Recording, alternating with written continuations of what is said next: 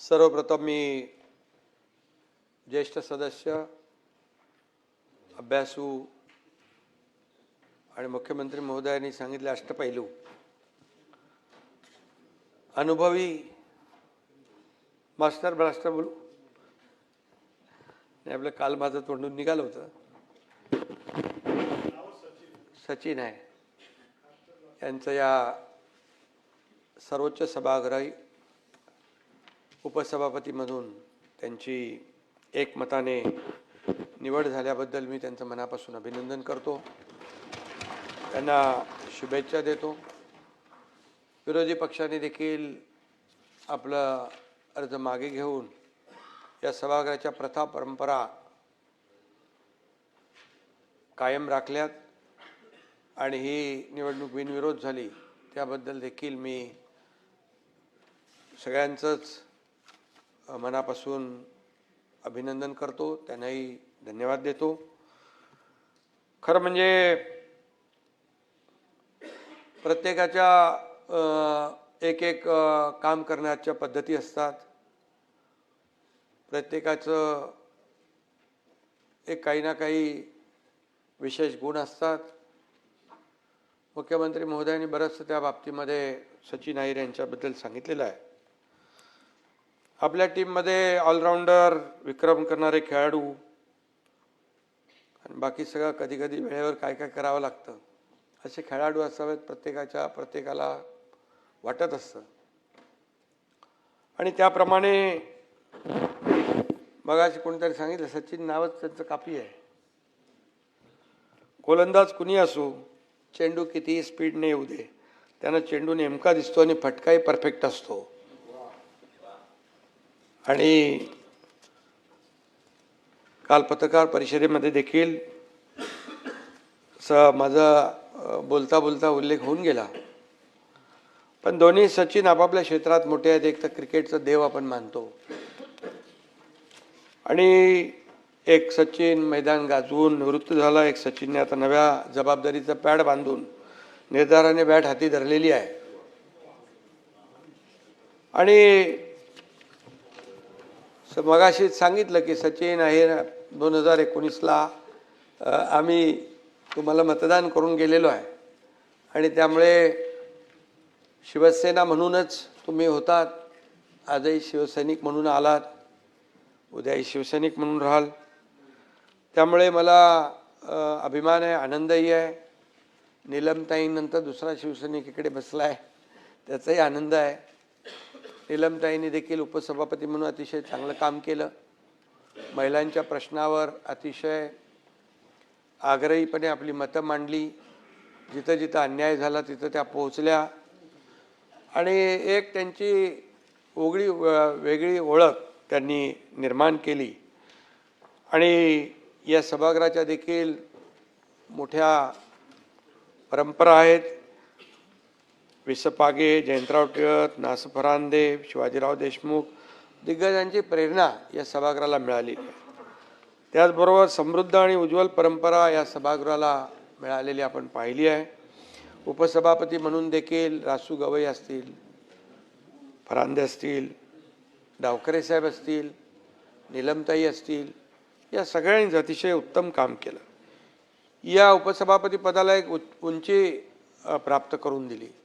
या सभागृहाचं डेकोरम, पावित्र्य जे आहे राखण्याचं काम केलेलं आहे आणि सचिन अहिर देखील अशाच प्रकारचं काम करतील अशा प्रकारची अपेक्षा नव्हे खात्री मला आहे। आणि जो तूफान में जो शांत रहे उसे समंदर कहते हैं, जो हर दिल पर राज करे वो सिकंदर कहते हैं। म्हणजे तुमच्याबद्दल बोलतो म्हणजे तुमच्याबद्दल मगाशी मुख्यमंत्र्यांनी फार काय काय सांगितलं ना, त्यामुळे तुम्ही सगळ्या क्षेत्रामध्ये चांगलं काम केलेलं आहे आणि त्यामुळे नक्कीच या सभागृहाला मान, सन्मान आणि न्याय आपल्याकडून मिळेल। हे मी का म्हणालो, दहीहंडीला तर 2 महिने बाकी आहेत, पण तुम्ही यशाची हंडी आजच फोडून टाकलेली आहे आणि आपण कामगारांसाठी आयुष्यभर संघर्ष केलेला आहे, संघटना उभी केली, सत्तेचा देखील आपल्याला अनुभव आहे आणि विरोधी पक्षात बसण्याचा देखील अनुभव आहे. त्यामुळे दोन्ही अनुभव आपल्या गाठीशी आहेत. आणि सभागृहाची नस देखील आपण ओळखता. कधी आकांडतांडव केलं नाही. सभागृहाचा मूड पाहता आणि त्याप्रमाणे आपण त्या पद्धतीने वाटचाल करता. कामगारांच्या प्रश्नासाठी देखील आपण रस्त्यावर येऊन उतरलात, लढलात, हे देखील आपल्याला माहीत आहे. आणि विधिमंडळात देखील या माध्यमातून देखील सभागृहाच्या कामगारांच्या प्रश्नावर आपण आवाज उठवला. त्यांना न्याय देण्याचं काम देखील आपण केलं. अनेक विषयांची तड देखील लावली. कामगारांच्या प्रश्नावर अतिशय हिरिरीने आणि अतिशय आस्थेने, जिव्हाळ्याने, ममत्व भावनेने आपण काम केलेलं आहे आणि त्याचा परिचय आम्हाला सगळ्यांना आहे. संकल्प प्रतिष्ठानच्या माध्यमातून दहीहंडीचा उत्सव आपण मोठा केला. खऱ्या अर्थाने एक त्या व्यासपीठाचं समाजसेवेच्या व्यासपीठामध्ये रूपांतर देखील आपण केलं. रक्तदान शिबिर असेल, आरोग्य उपक्रम असतील, सामाजिक उपक्रम असतील, गरजूंना मदत असेल, समाजाशी आपली नाळ कधीच तुटली नाही. हिंदुहृदय सम्राट बाळासाहेबांचं 80% राजकारण, 80% समाजकारण, 20% राजकारण, ही जो काही मूलमंत्र आहे तो आपण नेहमी पाळला. आणि म्हणून कधी आपल्यामध्ये राजकारणी आम्ही पाहिला नाही, समाजकारणीच म्हणून पाहिलेला आहे. कामगार चळवळीचा दमदार चेहरा म्हणून आपण नावारूपाला आलात. उत्तम संघटक म्हणून आपली ओळख आहे. त्यामुळे आपल्याबद्दल आणखी काय बोलण्याची आवश्यकता नाही. पण 3 वेळा आमदार आणि राज्यमंत्री खाती मुख्यमंत्री महोदयांनी मगाशी या ठिकाणी त्याची ओळख करून दिलेली आहे. आणि यापेक्षाही हजारो कामगारांची त्यांची जोडलेली नाळ जी आहे, त्यांची ही कार्यपद्धती, वेगळेपणा महाराष्ट्राने पाहिलेला आहे.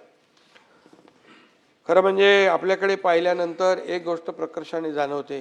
अतिशय कष्ट, जिद्द आणि मेहनत आणि एक डेडिकेशन आणि डिवोशननी आपण काम केलेलं आहे. त्यामुळे कुठल्याही मोठमोठ्या पदांवर गेलात तरीसुद्धा आपली नाळ काही सर्वसामान्यांची सुटली नाही. आणि म्हणून कामगारांसाठी झटणारा कार्यकर्ता म्हणून आपण सुरू केलेला प्रवास आज एका अतिशय अत्यंत प्रतिष्ठेचा अशा पदापर्यंत येऊन पोहोचलेला आहे. राष्ट्रीय मिल मजदूर संघ असो, महाराष्ट्र राज्य राष्ट्रीय कामगार संघ असो, माझगाव डॉक असो, महिंद्रा अँड महिंद्रासारखे मोठे उद्योग असो, कामगारांच्या न्याय हक्कासाठी आपण सातत्याने लढा दिलेला आहे. वेतनवाढीचे करार आपण चांगले घडवून आणलेले आहेत. कामगारांचा विश्वास संपादन केलेला आहे. म्हणूनच गिरण गावामध्ये आपल्याला नेता म्हणून त्या लोकांनी स्वीकारलं. हे काय आपोआप घडत नाही.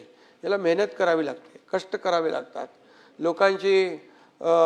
लोकांच्या सुखदुःखामध्ये धावून जावं लागतं. त्यांच्या व्यथा वेदना ऐकून घ्याव्या लागतात. तेव्हाच खऱ्या अर्थाने लोक आपल्याला जवळ करतात. आणि म्हणून प्रसंगी आपल्या वैयक्तिक इच्छा आकांक्षा देखील आपल्याला दूर ठेवाव्या लागतात. परिवार एक समाज म्हणून, आपला परिवार म्हणून आपल्याला समजावं लागतं. आणि म्हणूनच ते आपण केलेलं आहे. आणि म्हणून ज्या खुर्चीवर आज आपण विराजमान होत आहे त्याच्या कामाचं संचित, त्यांच्या निस्वार्थी राजकारणाचं संचित आहे. आणि खऱ्या अर्थाने आपल्या माणसाचा सन्मान झाला या भावनेने आज मुंबईमध्ये देखील खूप आनंद आहे सगळ्यांमध्ये. आणि म्हणून मी आपल्याला पुन्हा एकदा या ठिकाणी शुभेच्छा देतो.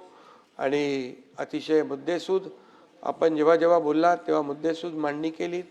त्या प्रश्नाला समोरून उत्तर मिळवून घेण्याचा प्रयत्न केलात.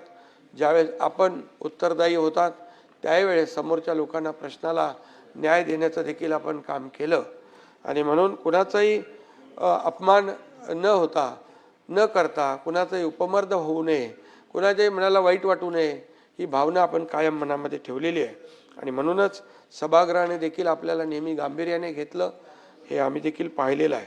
परवा बेस्टच्या बैठकीमध्ये देखील आपण अतिशय पोटतिडकीने काही प्रश्न मुद्दे मांडले. आणि त्यामुळे खऱ्या अर्थाने जेव्हा आपण मुद्देसूद मांडणी करतो, जे होणार आहे, जे होऊ शकतं, त्याच्यावर आपण चर्चा केली तर नक्की त्यातून रिझल्ट जे आहेत ते पॉझिटिव्ह असतात. आणि म्हणून मी खऱ्या अर्थाने आपल्याला पुन्हा एकदा मनापासून शुभेच्छा देतो.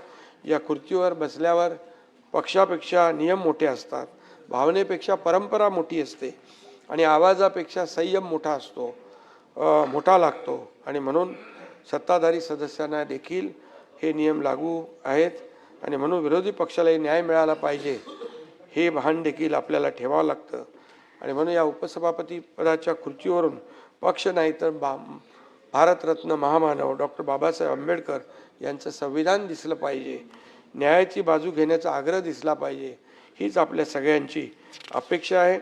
आणि म्हणून हे विधान परिषदेत ज्येष्ठांचं सभागृह आहे. इथे विवेक मोठा पाहिजे, अभ्यास मोठा पाहिजे. सर्वात महत्त्वाचं म्हणजे हेतू शुद्ध असला पाहिजे. तो विवेक, तो संयम, तो शुद्ध हेतू सचिन भाऊंकडे आहे असा विश्वास या ठिकाणी मी व्यक्त करतो आणि त्यांना पुन्हा एकदा या पदाला न्याय देतील असं मी खात्री बाळगतो. आणि मी आज काय राजकीय बोलू इच्छित नाही आहे. आणि या ठिकाणी आपण आपलं प्रामाणिकपणे काम करत राहा, लोकांना न्याय देत राहा. या सभागृहातल्या प्रत्येकाला वाटलं पाहिजे सभापती आहेत इकडे आणि तेही सगळ्यांना न्याय देत असतात. हां हां, मग त्यांचं नावातच राम आहे आणि शिंदे पण आहेत. तर मी कोणावर अन्याय करत नाही. आणि म्हणून मी आपल्याला या सर्व सत्ता आणि विरोधक यांच्या समतोल राखत संसदीय परंपराचा सन्मान करत ते काम करतील असा विश्वास या ठिकाणी व्यक्त करतो. शिवसेना परिवारातला एक सदस्य आज घटनात्मक जबाबदारी स्वीकारत आहे याचं मनोमन समाधान आहे. आणि या ठिकाणी मुख्यमंत्री महोदयांचं देखील मी मनापासून अभिनंदन करतो. मुख्यमंत्री महोदयांनी सांगून टाकलेलं आहे की याचं सर्व प्रश्नांची उत्तरं मी अगोदरच दिलेली आहेत निलमताईंच्या बरोबर, कारण ते स्वतः निष्णात वकील आहेत. त्यामुळे दुसरा प्रश्न समोर येण्याचं काही शक्यता आणि काही शंका कुशंका बाळगण्याची आवश्यकता नाही. मुख्यमंत्री महोदय म्हणून या ठिकाणी आपण राज्य पुढे नेतोय. 2.5 वर्षाची कारकीर्द माझी पाहिली, आम्ही टीम म्हणून काम केलं. देवेंद्रजी आता मुख्यमंत्री म्हणून काम करतायत. महाराष्ट्र आपला पुढे जातोय. महाराष्ट्र देशामध्ये नंबर 1चं राज्य म्हणून आपल्याला पुढे न्यायचं आहे. महाराष्ट्राचा विकास करायचा आहे. आणि म्हणून जे महाराष्ट्रातलं पायाभूत सुविधा असतील, मग आपलं विकास असेल, मूलभूत सोयी सुविधा असतील, अगदी योजना असतील, वेलफेअर लाडक्या बहीण योजनांसारखे या महाराष्ट्र आपण पुढे नेतोय. त्यामुळे विरोधी पक्षांनी देखील यामध्ये सातत्याने सत्ताधारींच्या हातात हात घालून काम करावं. जिथं काही चुकत असेल तर नक्की विचारावं, परंतु चांगल्याला चांगलं म्हणण्याची वृत्ती आपण ठेवली पाहिजे. बाळासाहेबांनी ते आपल्याला शिकवलेलं आहे. आणि म्हणूनच मी पुन्हा एकदा हे महाराष्ट्र जे आहे आपलं पुढं ज्या गतीने जात आहे, आदरणीय मोदी साहेबांच्या मदतीने डबल इंजिनचं सरकार मुख्यमंत्र्यांच्या नेतृत्वाखाली आम्ही पुढे नेतोय. त्यामध्ये नक्कीच विरोधी पक्षाची संख्या कमी असली तरीसुद्धा तुमचा मान सन्मान आम्ही नक्की राखणार, याबद्दल बिलकुल शंका बाळगू नका. आणि आता तर सचिन अहिर इथे उपसभापती म्हणून बसतीलच आणि म्हणून तेही आपल्याला न्याय देतील. रामभाऊ तर आहेतच. आणि म्हणून पुन्हा एकदा मी मनापासून आपल्याला खूप खूप शुभेच्छा देतो. आणि सचिन अहिर यांच्यासाठी 2 ओळी मी सांगतो. उड़ान वाली चिड़ियों को कहाँ मालूम होता है, उड़ान वाली चिड़ियों को कहाँ मालूम होता है कि जमीन से जुड़े रहने का मजा क्या होता है.